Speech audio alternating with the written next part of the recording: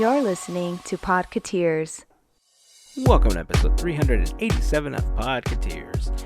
This week we recap Disney Plus Day, Disney partners with TikTok, some interesting comments from a Disney exec, the Muppets appear at Merriest Nights, and Disney announces a reimagining of Toontown. Remember that if you want to join the conversation, you can join us over on Instagram, Facebook, or Twitter. Just search for Podketeers. But we'd like to invite you to join our growing community over on Discord. You can find an invite to join us in the blog post for this episode at podketeers.com/387.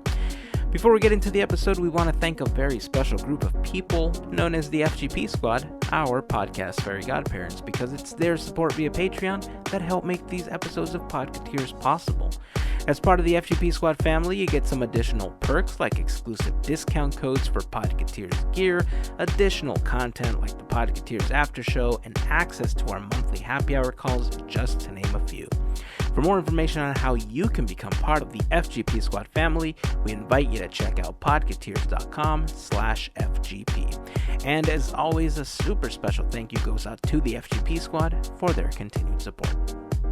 Alright, so we're going to jump into the episode now. If you're new to the podcast and you just started listening, welcome. We hope that you like what you hear and that you come back and hang out with us some more. If you've been hanging with us for some time now, what's up? Glad to have you back. We appreciate all of you listening and the time that you spend with us on a weekly basis. So that's it. It's time to get this podcast started. So here is episode 387 of Podketeers.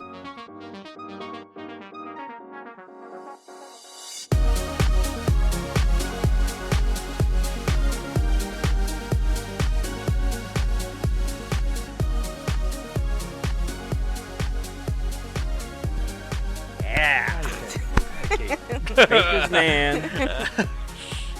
Bake me a churro as fast as you can. A $5 churro. That's what's up. Well, Ouch. a $5 churro that's shorter than it used to be. Hey. It's not right. How... Oh, let's stop there. Isn't that what was promised by the CFO of the Disney company? Because, you know, they're going to start making some cutbacks and do it to help our waistlines. They're Weight really Watchers, they're Disney. concerned about us, Heyzen. They say, you know what, this has gotten out of control. We have to do something about these people. They're just getting so roly-poly. You know, they're so round, they're so fluffy. We got to encourage them to eat less. So we're just going to make it so they can't afford food. That's Okay. what flooded the small world, right? Was us getting on. I think that's what led to this, right? Sorry. You get in Too a soon. boat and the water overflows. Yeah, Too anyway. soon. But here's the funny thing. The most healthiest part on my dish was shrunk. Yet I got more French fries. So I don't know about this whole waistline thing if I get more French fries More cold than French protein. fries. I think there's a lot of things at play here, right? I think the fact that there's some difficulty getting certain types of foods is starting to affect the parks, and maybe that was their way of trying to cover it up, you know, so that people don't start to panic that they can't get their $17 chicken nuggets. But you know, the fact that they posed it in a way that makes it like, look, I know I like tacos. I've already acknowledged that. And whether I'm in the park or not, I'm going to eat what I like. And that's just, it makes me happy, right? And half of the stuff that they have in the park is what puts us in those types of situations because we eat it as much as we want.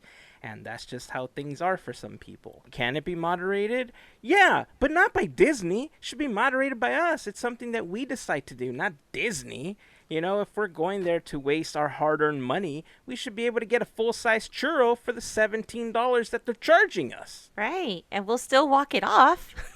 I'm not going to Disneyland to be on a diet. Yeah. Hey, there you go. I'm going to Disneyland to try the treats and ride the rides, not to watch my shapely figure. Right. In Rome. Right. Yep. And Eat and spaghetti.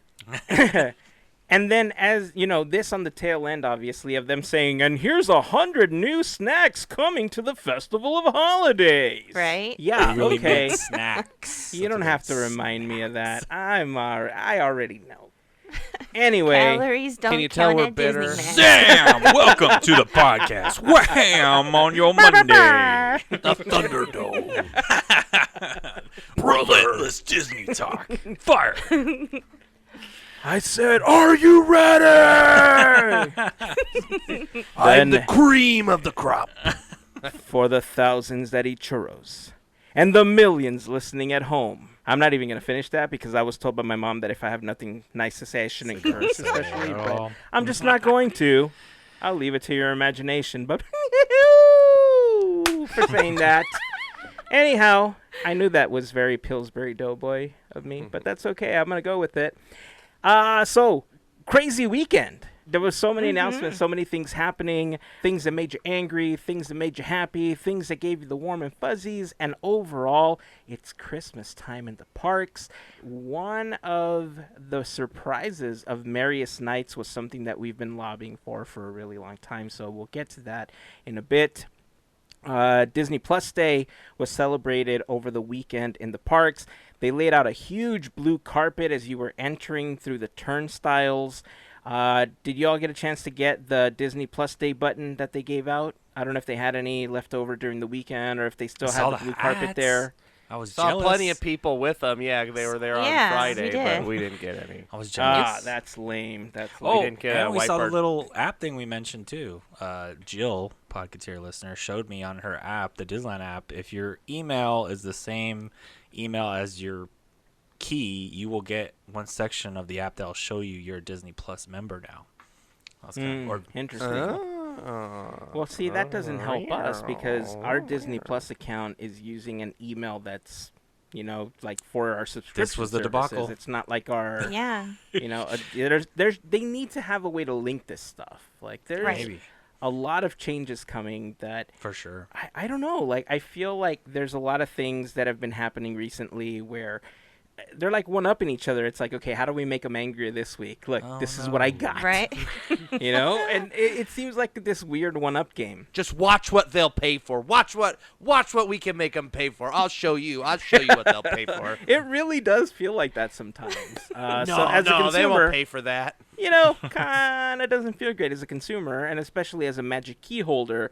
You fork over $1,400 and you can't even get a damn reservation unless you're glued to your computer screen to see if somebody drops a reservation. And, you know, the only way to go is obviously to fork over an additional $500 or $600 because it's considered peak time to go. So it's really weird. Like, the way everything is set up, I know that they're angering a lot of people, but we knew that there was going to be some hitches, you know, along the way because it's a new way of how they're handling things, and we knew that there was going to be some growing pains that were going to come along with adding these types of services and adding these types of barriers. But again, so many changes are coming so quickly that, you know, it's angering a lot of people as the changes are being implemented because everybody's just used to not having these restrictions in place after so long. So back to the parks. Disney Plus Day, again, celebrated on Friday in the park, celebrated at different retailers. Target, Walmart had sales and stuff going on. You could get the Disney Plus Day buttons there as well. I finally saw Shang-Chi on Friday when it was released. Oh, wow. It was so good. Shang? Yeah. Shang. Sean? Sean? Wait a second. You changed your name from Sean to Sean? Sean? Yes. It was so good. I was really pleasantly surprised at how they handled the story. If you haven't had a chance to watch it, go watch it. What are you waiting for? It was super good. I was just really, really engaged. However, I will tell you what also came out that day, and even my kids halfway through the film were like, Dad, is it almost over? Was Home Sweet Home Alone. Oh. Yeah. It was okay. I will be honest that outside of I forgot his name, but he plays Buzz in the Home Alone movies. You know, Kevin McAllister's brother. He was in this film as well. So aside from him, the only character I was really like familiar with was Ellie Kemper. Obviously, because I'm a huge Office fan, so I know her primarily from there. And it was it's not, how do I say it? It's not Haunted Mansion like how I felt about that at the beginning. I mean, it's a kids movie first and foremost. I think they tried really, really hard to replicate the magic of the first one, but it really did feel forced. A lot of it just didn't feel like Home Did you at least Alone. get the holiday vibe from it? Because I mean, that's the real Home Alone vibe, if you ask me. I mean, it was set during Christmas, and it was set, in the winter, but there that's not good. wasn't. Yeah, I mean, outside of the fact that they were wearing a Santa costume, and that I'm sorry, Kenan Thompson was in the movie too. Like I recognize him. Dang it.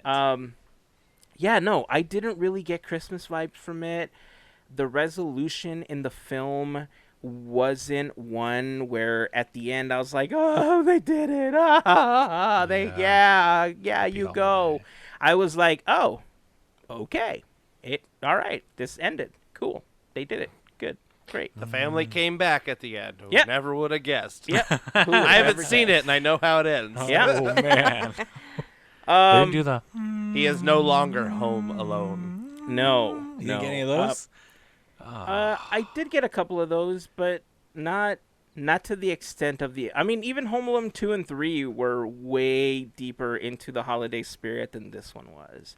Home Alone 2 is a good movie. Home Alone 2, Yeah. I have a real... I mean, we could get in a whole podcast about how I think it competes with Home Alone 1 on like a... Toe-to-toe, man. You're not the first person I've heard Merry say Christmas, you filthy animal. that. Yeah. We love and you. a Happy New Year. Yeah, you're not the first person I've heard say that. And I'd probably have to go watch like each of them again to try to compare them if we ever did have Same. that conversation. Same. But yeah, I mean, I remember watching the original trilogy and liking it. Even the third one, and I was like, yeah, it was still a good film for what it was, but this one, yeah, I mean, I don't want to speak bad about it, but there's other stuff on Disney Plus you could watch. People were talking about, the Macaulay Culkin trying to reprise the role, which he didn't. Now we know that.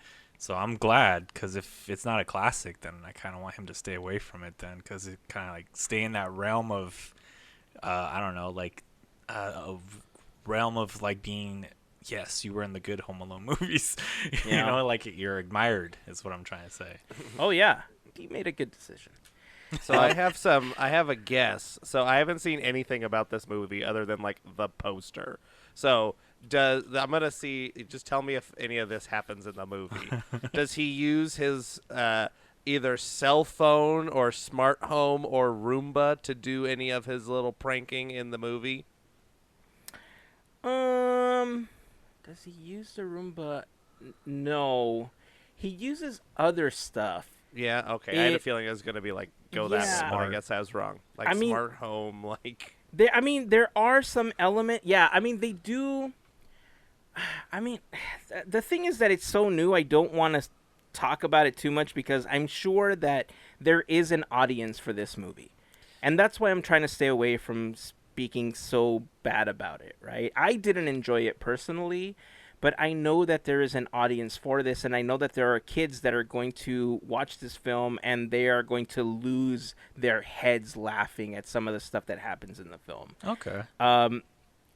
But me personally, I'm not a huge moviegoer, and even like I think the reason I tend to like some films more than other people do is because other people have more things to compare them to, and so they have that balance of like, well, yeah, this is great because this other thing was horrible, and they tried to do the same thing. I don't have those reference points because I don't watch as many movies as like you guys might, especially like Larry. Like Larry watches so many films that like he's got plenty of reference points, right? But like even I didn't like this movie, and I really tried, like I really wanted to, and it was hard to get into. but yeah, I do think that there's some kind of audience for it, and I think primarily it's going to be children that are going to be the audience. But at the same time, gauging by what my kids asked me in the middle of watching the film, asking me if it was over, maybe it's not even them. I don't know. So, we'll see. It might Maybe become it's a cult for classic one day. grandmas. Who knows? It could be There for you go. grandmas instead. Maybe grandmas But like there's it. no grandmas in the movie. So grandmas don't have to like movies that are about grandmas. Maybe they don't wanna hear about They grandma. might. Grandmas were once not grandmas, Heyzen. Wait a second. Just No, think my about mind. that. What? Wow. But they're grandmas now.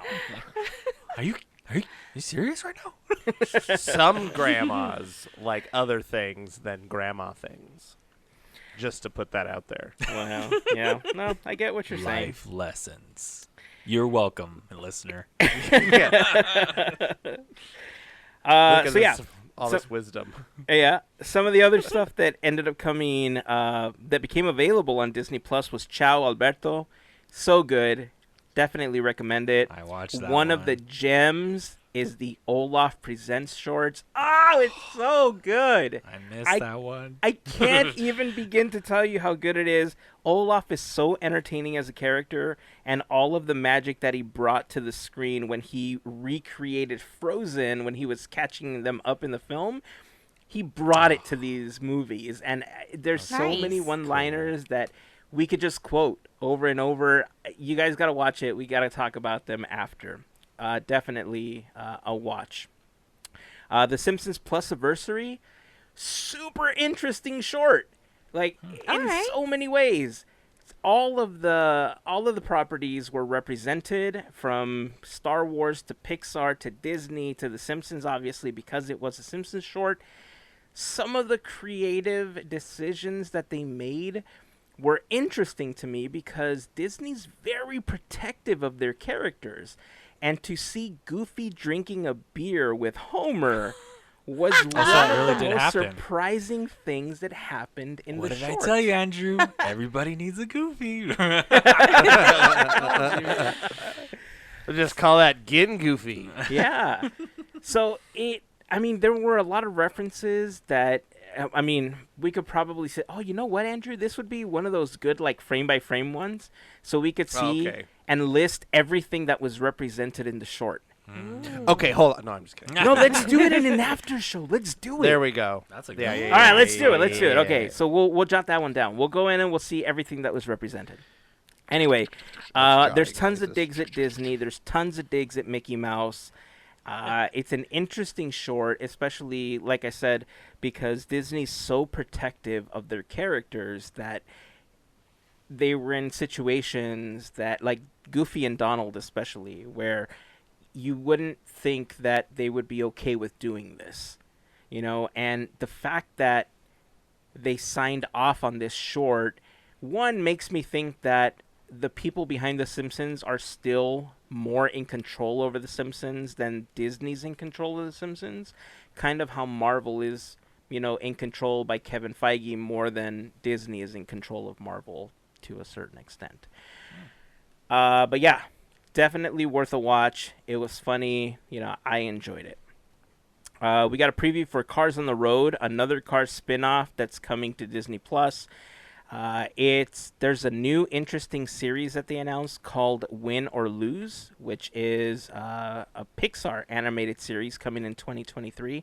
These are not shorts; these are episodic animated, like, cartoons. It's super cool that Pixar is going to be giving something like this to us for the first time.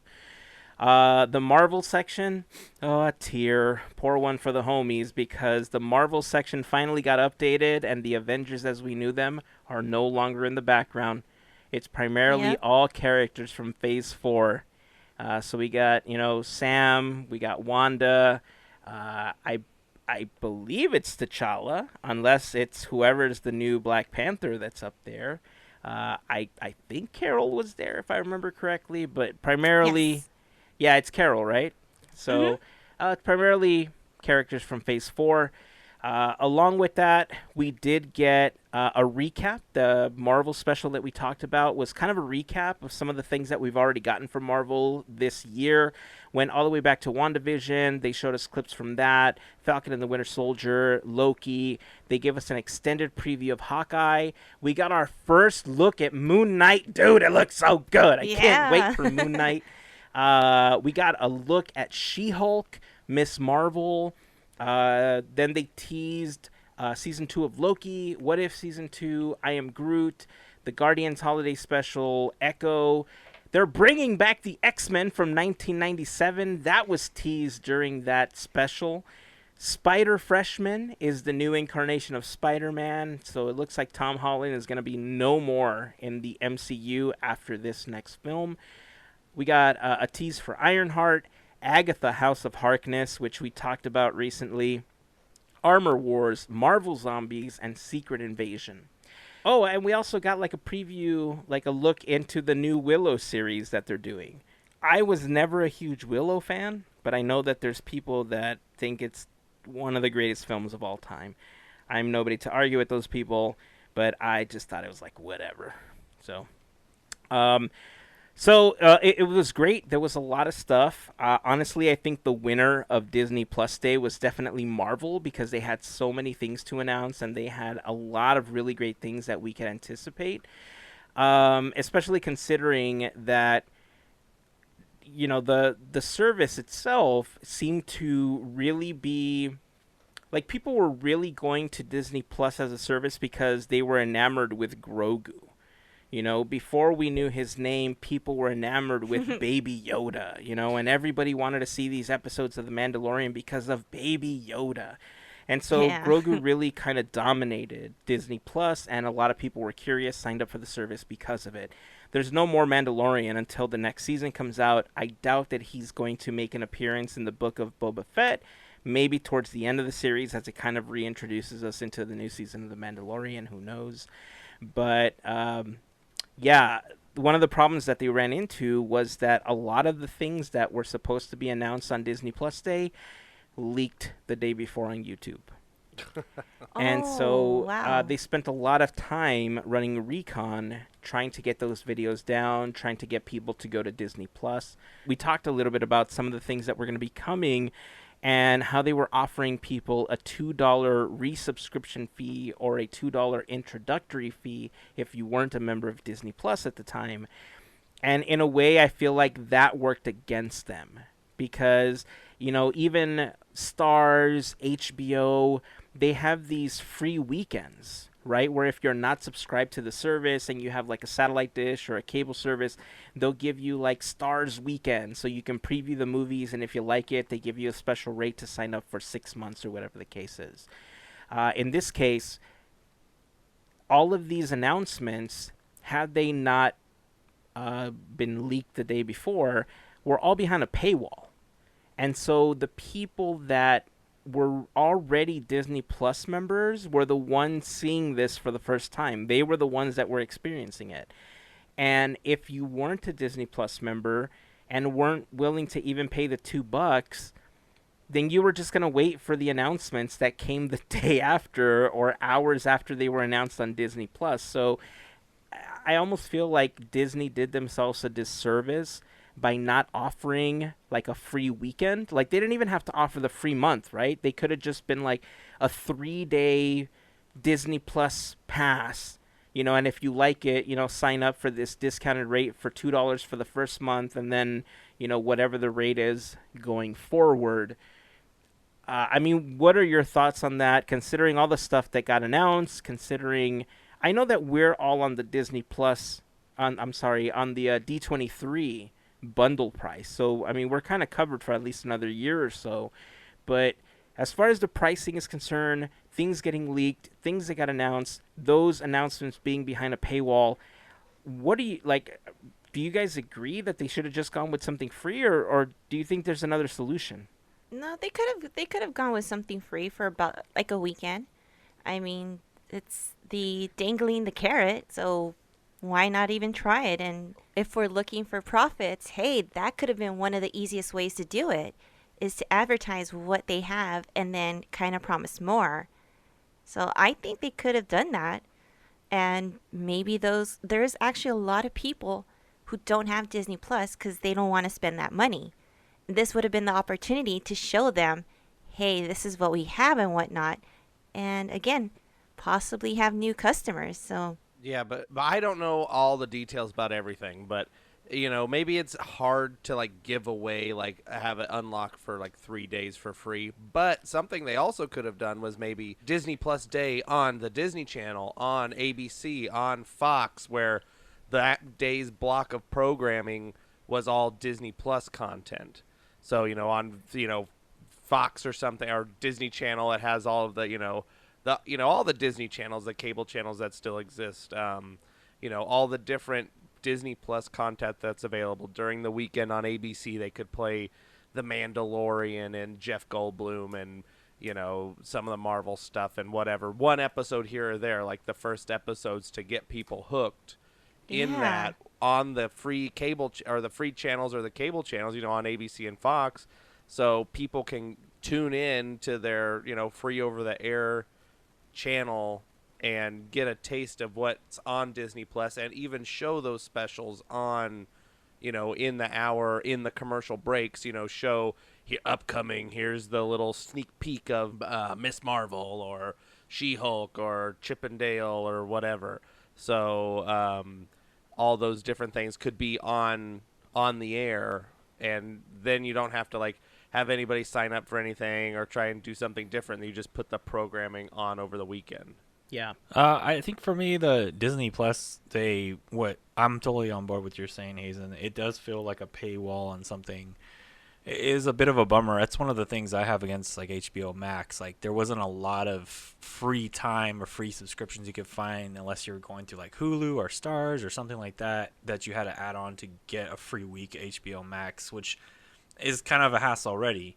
I think what I'm not sure if other streaming services have done this, but what they could have done is put all the trailers already out on the Disney Plus platform through the web browser, the app available that day, and then some of the bigger shows have like the first 3 episodes. This kind of plays with what you're saying too, Melissa, where you give them a little bit of them to preview a few episodes, like a chunk you could probably do in a day with a kid of all their good shows, of any of their shows, right? But don't give them the full season.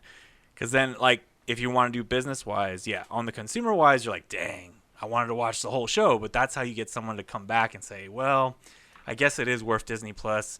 And then you, for sure, make all the movies available. Like, all the movies. Because if you're going to use your time to watch the movies those days, I'll be honest, you're kind of disservicing yourself because you're taking most of your time not watching the content that they make that's new. So that's why I think you could have maybe met in the middle, because it was, like you said, the leak kind of put it already in a bad position. At least this would have pulled people in to be like, well, I could watch a few episodes of The Mandalorian, or I could watch a few episodes of whatever, WandaVision. It was a nominated show, like you want to see these things. If the people that hadn't seen it, make it available too, like I said, web browsing a version, because maybe the crowd that isn't getting into it, maybe the grandmas like we talked about earlier, maybe this will make it easier for them. Like they don't have to worry about anything except just clicking and turning it on, right? I think we've established that the grandmas only watch grandma shows and movies. Okay. Dang. So. You know what? Grandmas like The Mandalorian. Oh, I'm sure they do. That's I'm good. sure They do. love Din Djarin and Baby Yoda and Grogu. The grandmas call him Baby Yoda. Come on. Hey, my favorite trailer came out was Baymax. Dude, if you haven't watched the Baymax trailer, the ending, I don't want to give it away, but it is hilarious. I thought it was the funniest thing. Dude, there is so much that got released and so many things to talk about that we could spend like 2 hours just talking about all of the announcements and everything. Right. But I want to touch on a couple of things that you said, because Peacock already does what you're saying with like episodes of The Office and these TV shows that people want to watch. If you've never signed up, they do give you a preview, and they have like a month subscription or whatever that you get, or the week trial, whatever it is, right? It's free. Otherwise, if you sign up for the full service, then you get access to every episode in the season. You get access to everything. So services are already doing this, and that's a really great approach to take. On top of that, Andrew, you said you didn't know whether or not they could give away a free weekend. I think they could. They just decided not to. And I'm basing that on the fact that MLB TV has given away free weekends to preview the service. And if you remember, back when they were designing Disney Plus, it was designed by BAMTech, which was a spin-off of MLB TV. So the technology has already been built into it. They're just choosing not to use it. So I don't know if it was modified in a way where it's no longer possible, but honestly, on the back end, it's a really simple thing. You set a time limit of when somebody signs up, and you give them 3 days before they get the trigger saying, hey, you need to subscribe if you want to continue watching this content. I think they were just really itching to get $2 from as many people as possible, considering the fact that I believe this last quarter was one of the lowest earning quarters for Disney Plus. So they may have been trying to pad the numbers in order to not make it look so bad. Which is a shame because they had so many great announcements and they have so much great content coming that if you're not giving people the opportunity to preview what's coming, how will they want to sign up? Teaser trailers are great, but unless you get people hooked on something, look at the power of these Marvel TV shows. I know plenty of people that weren't Marvel fans, but they watched the first 2 or 3 episodes of WandaVision and they were super hooked. So you have to give people that opportunity to try it out. The first one's free and then they jack up the price, but hey, at least you know that you're getting what you want at the end. You know what I mean? So anyway, it was really strange that they didn't give away the free weekend. I was kind of excited that they were offering the $2 deal because I thought, oh, that's really good. They're going to bring in another fan base. It's going to be really inexpensive. And the more that I saw the leaks and the more that I started thinking about it, the more I thought, wait a second, nobody's going to sign up for this. No, they're just going to wait for the announcements to come out in their news feed and for people to start posting reactions on TikTok and Instagram about it. Yeah. So, I don't know. Weird business model, but, they're not taking my text messages anymore to fix the things that I think are wrong. But, maybe one of these days they'll start taking them again, and we'll go from there.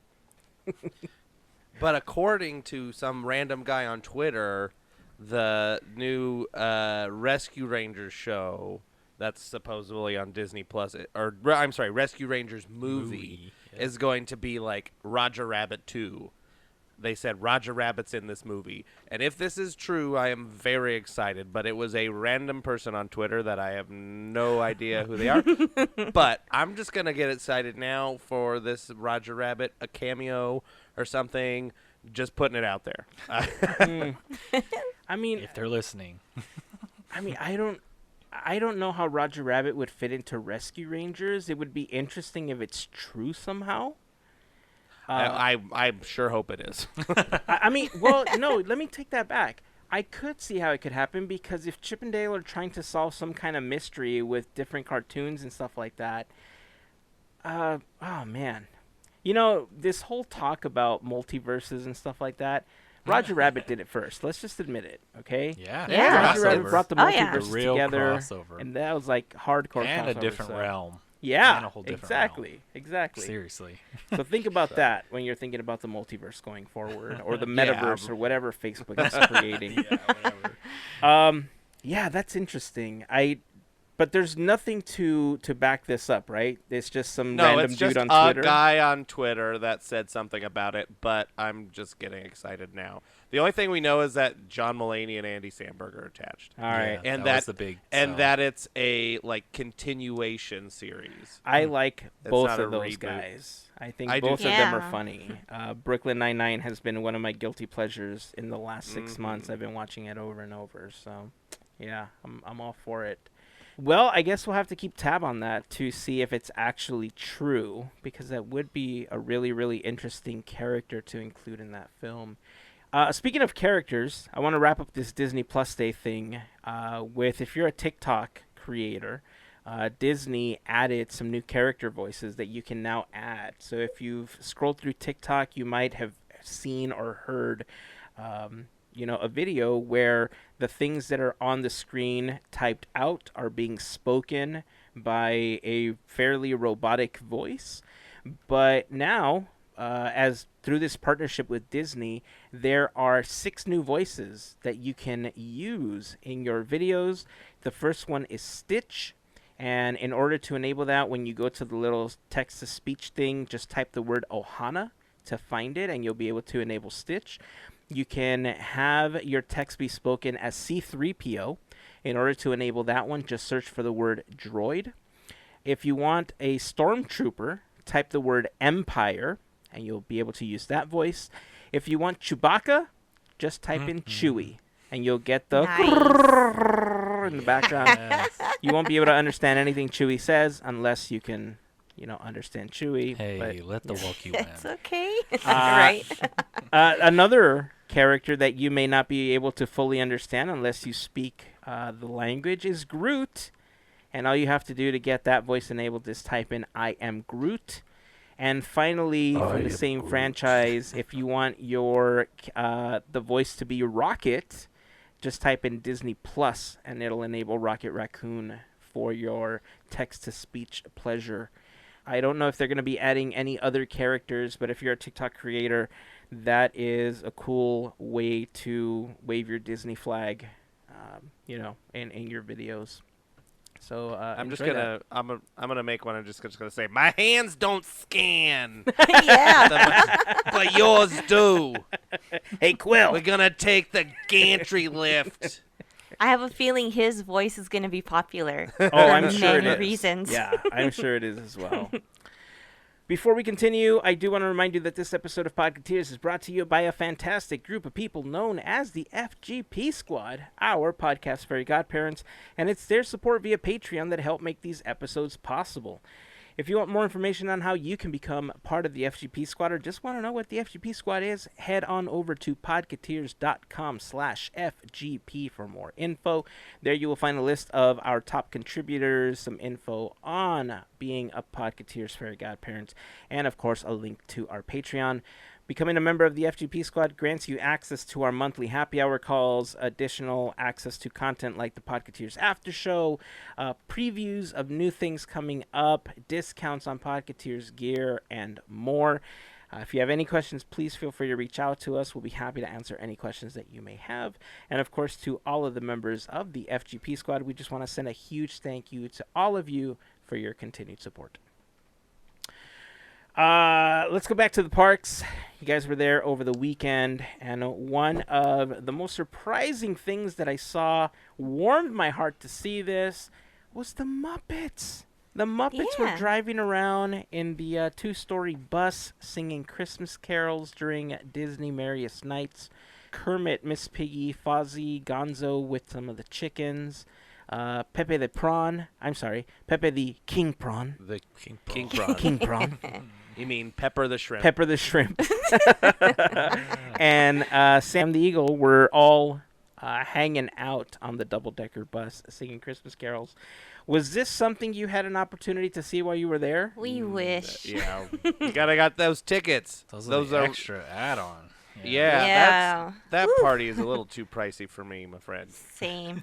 Yeah, I was, we talked about how pricey it was when they first announced it, right? And I love the fact that they gave a little bit of a premium like this to the people that had the opportunity to attend. However, the additional fee I still don't think was worth just the Muppets riding around on the double-decker bus. Could just be me. I don't know what else there was, but this seems to be the biggest thing that came out of Merriest Nights.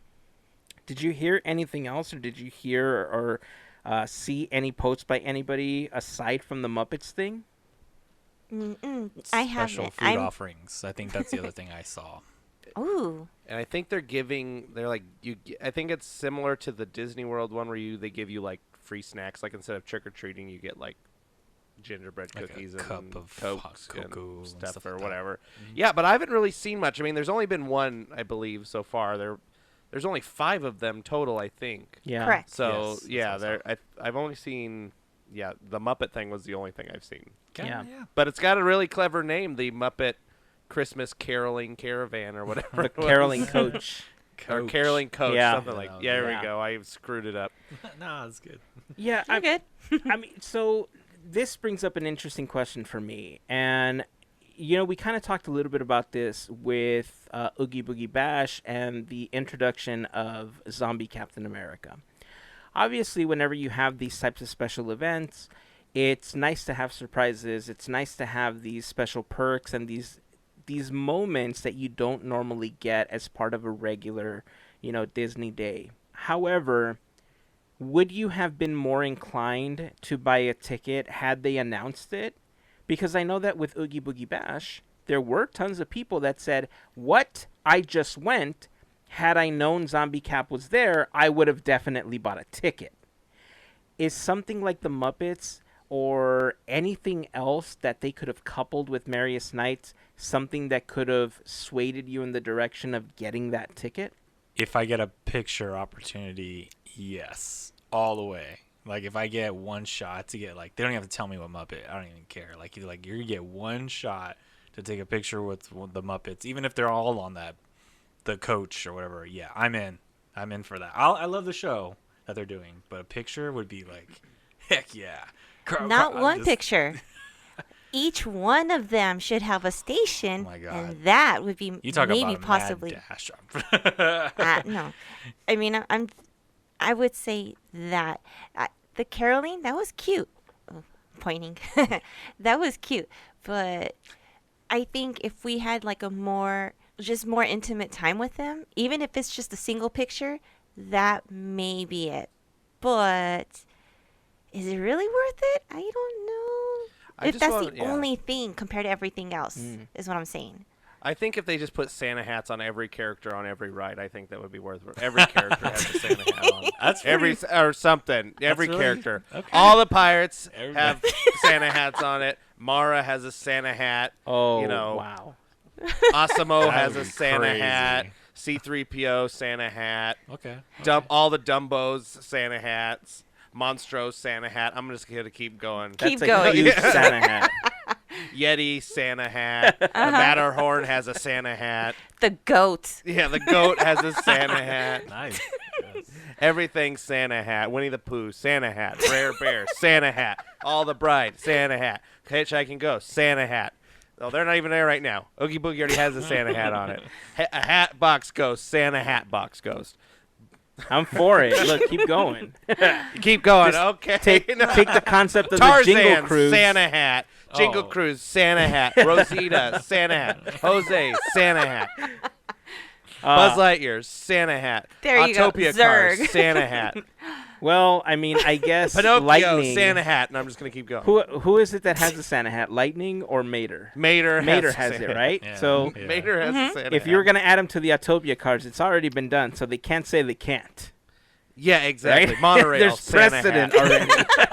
Monorail to Santa. Train, every train car, Santa hat. And if you want to I know mean, what the yeah. oldest train is, by the way, you should listen to the first episode of Quizneyland. Yeah, and then we put a Santa hat on. Boom! Full circle. Dinosaurs. Yeah, Santa there you go, dinosaur. That pterodactyl that's Yeah. like you go past. Oh, that's so Just funny. with the ball dangling, like they're swinging around. The horse hitch post, Santa hats. Santa hats. There we go. Mark Twain, Santa hat. We just nailed it. Marketing. You heard it. Space Mountain, Santa hat. Okay, Oh, that would be everything has a epic. Santa The hat. Every monorail, Santa hat. I said that already. Oh, you were did just you? not I paying attention. missed Yes. it. Oh, Still a good idea. Yeah, well, I mean, Andrew looks like he's much easier to please when it comes to adding this. I don't know where all these Santa hats are magically going to appear from. The dollar store, they got them in spades. They don't have to be good Santa hats. They just have to be Santa hats. They got big ones. You get the little ones for dogs and stuff. You can put those on the little animatronics, and the dog, like in Pirates of the Caribbean and stuff. You just the little ones. And you know what? That if they said, yeah, we're adding Santa hats to everything, at least that would justify the ticket price increase. So boom, Exactly. there you go. Yeah. It doesn't take much to please. It just wants something silly. Like I'm all for oh, that's silly. I want them to do something silly. I think the Muppets caroling is like kind of silly, Yeah, which is good. Like Right. I like.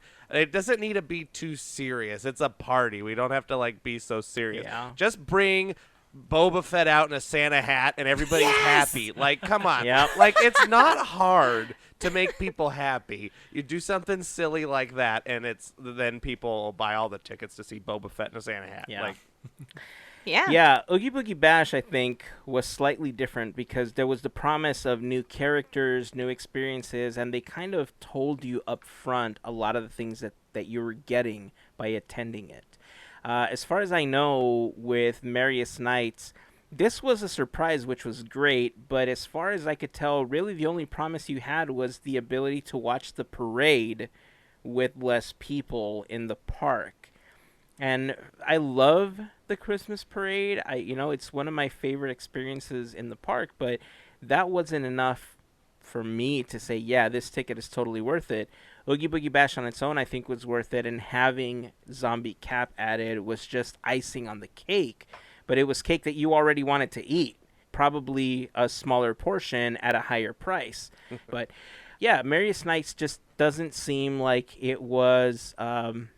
It just was too expensive for what the experience was, but you're right. I think if they did have like a photo op for each of the Muppets, like I get what you're saying, Larry, but I like Mel's idea, like have one for every Muppet. And if you get one with every Muppet, that would be totally worth it because they're characters that aren't normally there. Which was always one of the appeals of, like, Mickey's Halloween Party, that there was always characters. Now with Oogie Boogie Bash, they're characters that you don't normally have the photo opportunity. So, if you've been to Merriest Nights or you are scheduled, we'd love to hear about your experience. You can send us a message on Instagram or you can just send us an email, comments@podketeers.com. We'd love to hear how everything was and if there was any other surprises that we haven't seen or heard about yet. And if you don't want us to share your name when we talk about your experience, just let us know. We'll keep your name private. we'll call you Santa Hat. Call you Santa Hat.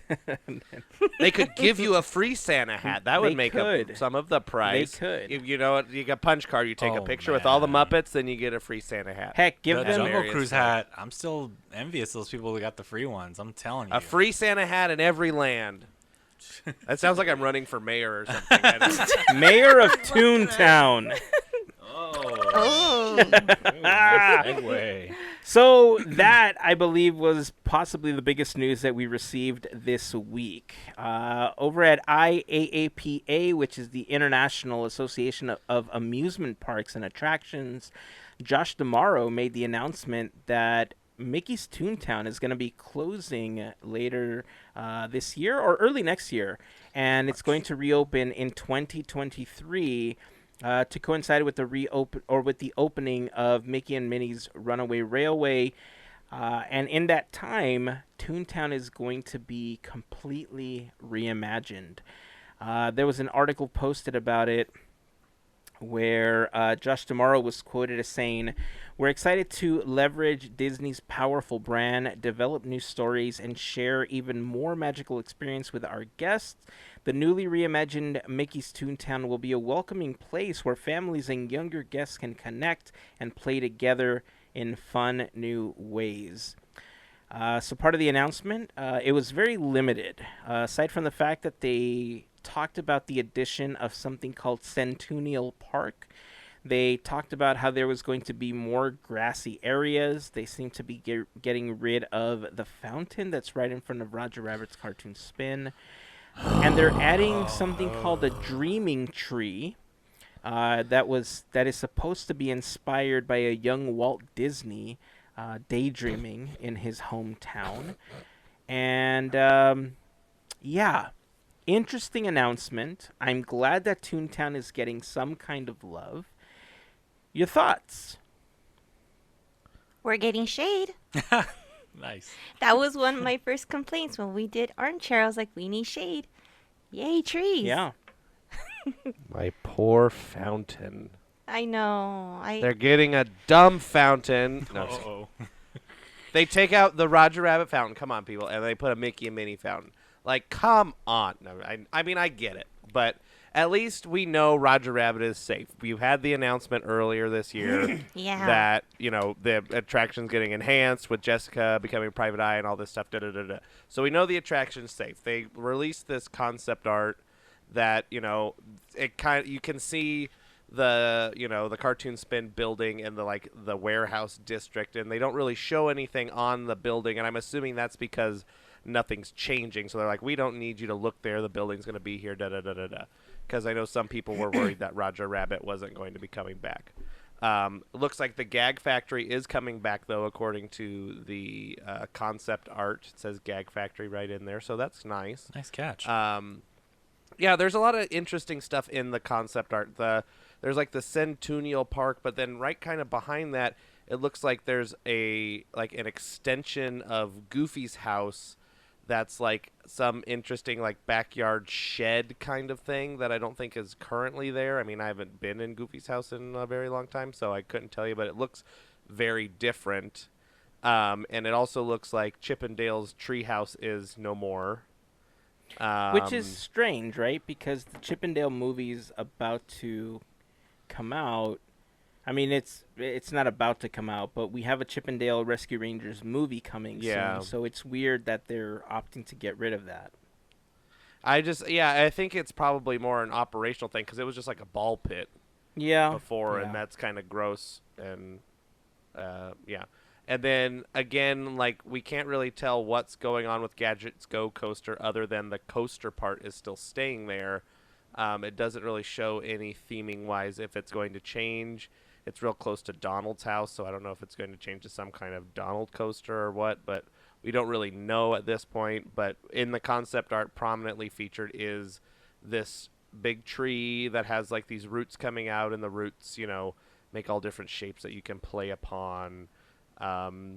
The Jolly Trolley is going to be part of Yesterland, and it also looks like they're getting rid of the other fountain in Toontown as well, the one by Mickey's house, with the one where you could step on the instruments and it would make noise and stuff. That has a tree in that central hub now, so it's just like a lot of trying to analyze this piece of concept art and be curious as to what all is going to like be come true. Like, there's also, if you look at the concept art behind the new facade for the El Capitan Theater, where the runway railway is going to be, like, coming out of the back of it is like a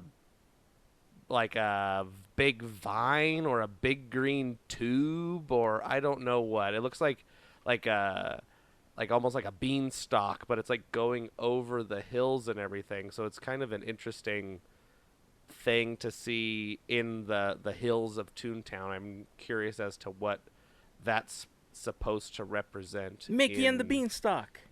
Yeah, I mean, it's weird. It's like, then, like, as the Toontown hills, if you remember them, it was just kind of like big green hills, and now this concept art shows more trees and like a little farmhouse or something, and it's got a bunch of different interesting things. But Mickey and Minnie House are still there. The town hall and all that area with like the bank and the Roger Rabbit bathrooms with the Goofy gas station and stuff all looks to be staying intact somewhat. And then the warehouse district where Roger Rabbit is looks like it's still somewhat intact. So hopefully the whole place gets a facelift, because those colors really fade in the hot California sun.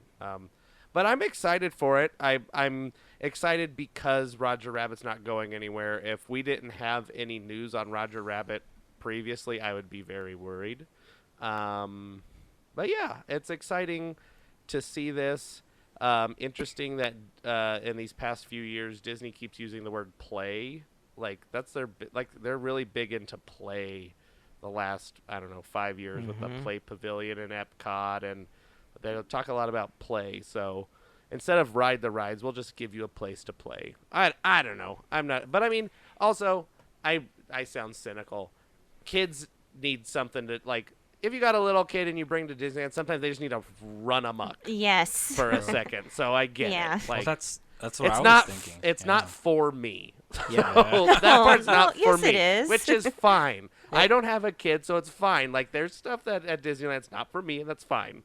I just have to get it through my big dumb head. Like, Well, I mean, I will argue that everything at Disneyland is for everybody. You know, I Yeah. think a lot of the experiences are fairly ageless. Even the Disney Junior on stage at California Adventure, I sat through that show and it is delightful. And especially if you have kids, then you've grown to love the characters, and so even I can enjoy something like that. So, as an adult that has experienced many things that are probably not meant for me, I think they're ageless. But as far as Toontown's concerned, Larry, your thoughts on this reimagining? Well, I think it's funny when Andrew just last said, I kind of jump right on that. I don't know about you guys, but I don't think of a lot of places in Disneyland Resort in general where you could play and run. Now, all I think of is the Disneyland Hotel grass and lawn area they used to have, which they're cutting down now more because they're putting up more hotel spaces, right? And restaurant. So I was thinking something inside of the park like this is different. Some of the words that out of that blog that came out regarding this, which I thought was really interesting that Andrew mentioned too, was active play to tactile play. New experiences will let children play, slide, spin, splash, touch, and listen. It seems like a new way for kids to interact, which I'm all on board, especially from the youngest age, and hopefully, like you were talking about, Heyzen, you get to those older ages where you're breaking them away from the mobile device. You know, a lot of these games and interactions now, we're all tied to our phone being like, take your phone and take a picture because it's AR cool thing you'll see on the screen or on the wall or whatever, right? Let's take that away though. And inside the park, I'm kind of wondering how they're going to outplay this with the landscaping, because that's one of my favorite things when I go to the park is still that you still see landscaping. Like Melissa said, more trees. I distinctively think I avoided Toontown for a long time, not just because it was looking pretty beat up. It's just hot, always Yes. hot, and then you're climbing up there, right? It's like a slope and up, so you're like already feeling it. If it's like 90 degrees, you're just like that little underpass is just the only break you're gonna get because you're about to get slammed with heat. So I'm curious. I'm very curious because I've already was excited about the Runaway Railway, but to now have this imagery, it kind of gives me vibes of when I've watched the Mickey Mouse, the new like cartoon shorts they have. You know how like everything's vibrant and green and colors. Yeah. I wonder if they're going that way with it. Are we gonna see that switch to the characters, like that kind of world? Yeah, I'm glad you brought that up because that's kind of the vibe that I'm getting. They're really outside of the Mickey meet and greets or the Mickey that we see in the parades. The direction that they're going artistically with the Mickey character is definitely the new Mickey from the Mickey shorts. We're seeing that artwork on a lot more things, and it's obviously the creative direction that they went when they created Runaway Railway. So I think you're right. I think you're right on track with that comment that Centennial Park and this reimagining of Toontown is really to fit the aesthetic of the new Mickey Mouse shorts that are happening now, which is good. I think it does make it more modern for the people and the kids that are growing up with this particular Mickey. We talk about it with other things around the park. We've mentioned how a lot of the changes that are coming aren't for us. We got used to seeing things in the park and we're nostalgic about things, but the changes that are coming are not for us. The changes that are coming are to ensure that the next 50 years and the generation that's growing up with those things now will have their time with the things that they're familiar with in the park as well. And that's exactly what looks like is happening with Mickey's Toontown right now. Back in episode 251, 252, and 253, we talked a lot about Toontown. We talked about the history of Toontown. We talked about Roger Rabbit's cartoon spin. We had a whole series of episodes that culminated in Armchair Imagineering Mickey's Toontown. And I'm not sure if it made it in the episode or if this was just part of the talk when we were brainstorming the episode, Mel. I don't know if you remember, but one of the things that I remember us talking about was that part of the reason I don't like going to Toontown with my kids is because it's a dead end in the park. There's no Yeah. way to get out, and when the bottleneck gets created as you're trying to go through under the train, yes, it is hot and everything, but there's nowhere for you to go. And so if there is a way, I think, for them to add a pathway behind Fantasyland that will at least allow you to reach Mickey's Toontown from where the entrance of the old the Skyway entrance was, like in between Galaxy's Edge and the edge of Fantasyland. Logistically, I don't know. I know that there's some cast member stuff back there. I don't know if it leads to what buildings in the back for cast members, but they could theoretically create one more way to get in and out of Toontown to make it more accessible for families to be able to enjoy that area.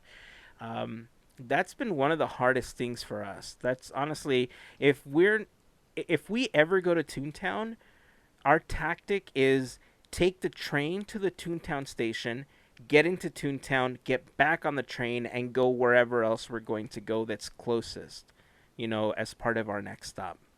And unless our next stop is like It's a Small World or something like that, we tend to just not go to Toontown. There wasn't much to do. Like you said, it was always hot, and it usually did get pretty crowded, which is part of the reason Yeah. why it took me so long to ride Roger Rabbit's Cartoon Spin. Because we were just never back there. I think this reimagining will reinvigorate it. Kids do get bored. And the more that you're standing Yeah. in line, the more restless they get. And you're right, they do need to get some of that energy out. So overall, is it a good idea? Yes. Is it going to be for everybody? Yes. Yes, everybody will be able to enjoy it, Andrew. And now we'll just have more vibrant colors to go along with being able to enjoy it.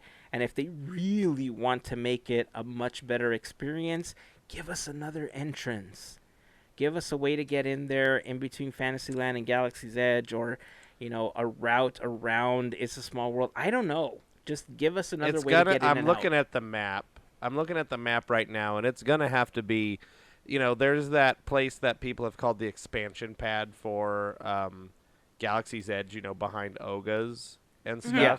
That's basically where it would have to go. You could go from Toontown to Galaxy's Edge. Would be like you'd bulldoze Chip and Dale's treehouse. Boom, there you go. That's the only feasible place because right below, right behind Gadget's Go Coaster is the tunnel for the train, and then you go to the Fantasyland Theater. There's a big chunk of stuff. So I mean, if they got rid of the Fantasyland Theater and Toontown was a horseshoe shaped, maybe you could get something. But I think our best bet is to go into Galaxy's Edge, which would be an interesting transition. I think they can So do I'm it gonna. Oh yeah. now. I was gonna say that I think because they took away the fountain in front of the attraction, I feel like it kind of gives Roger an area for a meet and greet, and since it's like an open area, I don't see why not. And I'm hoping that would be the case because that fountain was a good touch, but it did take up a good chunk of space. Well, it was it's part of the Jolly Trolley track. Yeah. The Jolly Trolley would go around that and then go around the other fountain. The Jolly, that was there for a couple months and then broke all the time, and so they just stopped doing it. So, Yeah. I mean, I can see why they get rid of it because then there's the building that's connected to Roger Rabbit. It's the Jolly Trolley. There's a station there where they put the other trolley, at night or whatever. So there's stuff there that can get reused. And I mean, we did see when we were riding the train when we were there, they're redoing the pathway into Toontown right now. So I'm assuming they're getting that done first, so then they can block the whole thing off and then work on it for, a year or whatever and get it all nice and fanciful. Fancy feast. Now more expensive, but smaller portion. Yeah. Circled. Well, we'd love to hear your thoughts on this reimagining of Toontown. And I think I'm interested in knowing how many of our listeners made it a point to visit Toontown. And if you didn't visit Toontown very frequently, why didn't you go? Because I feel that I'm not alone in not wanting to go to Toontown because it was just, I mean, I think we're all on the same boat here. It was just too cumbersome. And not having many things to do and not having a good amount of shady areas to sit just wasn't great. And, even as we came back from the pandemic, we knew that Disneyland was removing a lot of the trees. They were removing seating areas. This was just part of the process coming back into the park.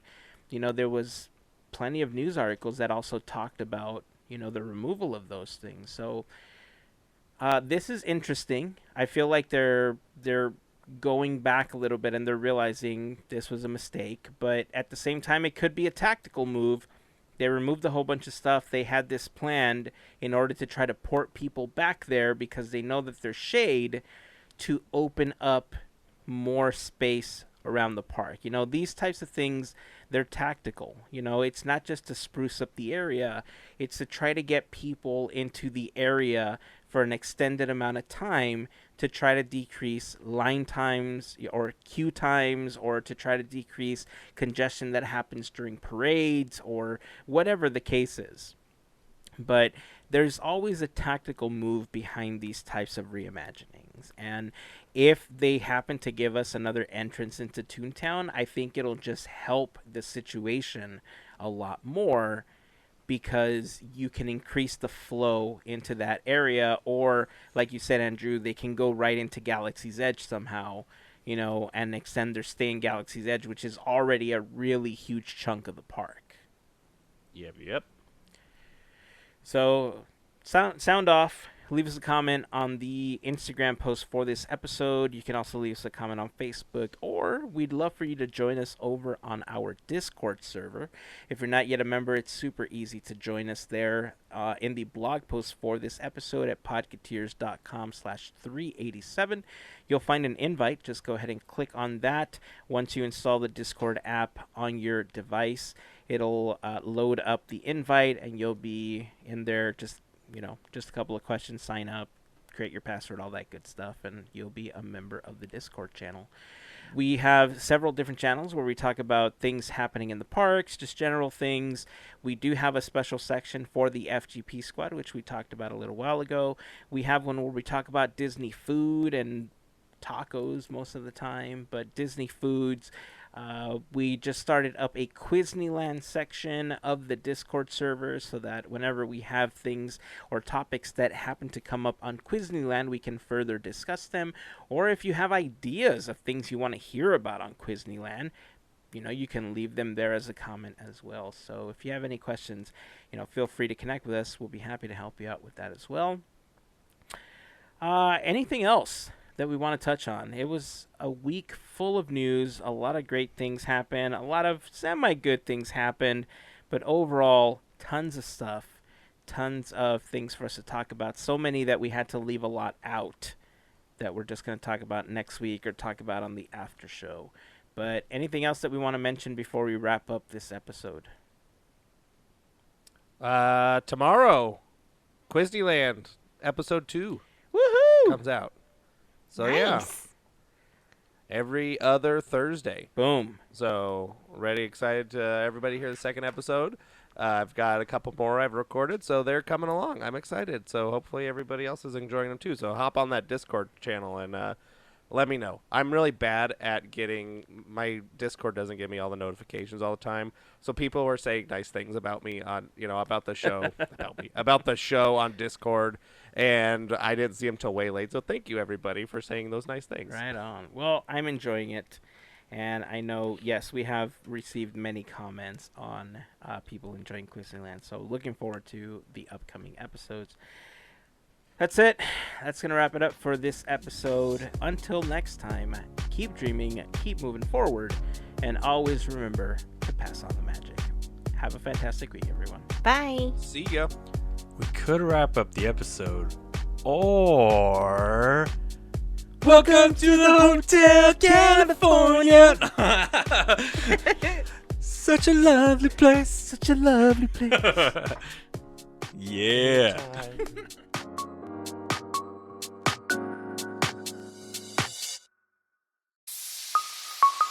Part of the Podketeers Network.